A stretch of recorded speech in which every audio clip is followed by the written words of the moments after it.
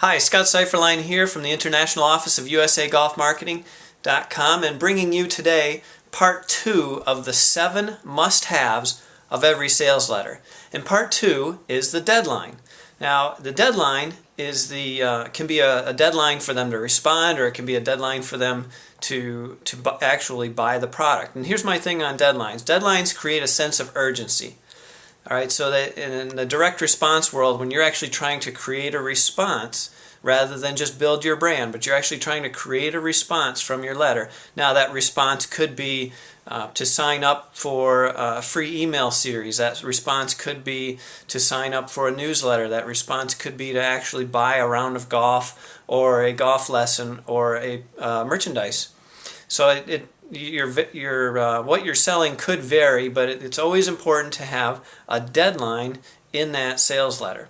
I'll give you one example of why I think that deadlines are very important. Take the Groupon industry, for example. I know from personal experience I had a lot of success early on with Groupon and some of the other daily deals because they were running 24 or 48-hour deals. It created a lot of sense of urgency. I remember one deal I did back in 2011, and I sold 197 coaching sessions within 24 hours.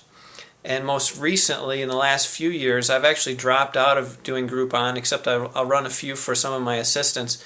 But even the response for that, because they run them now where the deadline is not for maybe 3 or 4 months, or they'll just run them continuously with no deadline. It doesn't create a sense of urgency.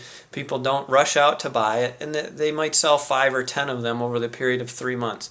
So it'll be interesting to see where Groupon goes in the future with this, but I'd like to see them bring back the deadline and bring back that urgency. And in my opinion, the deadline is one of the 7 must-haves of a great sales letter.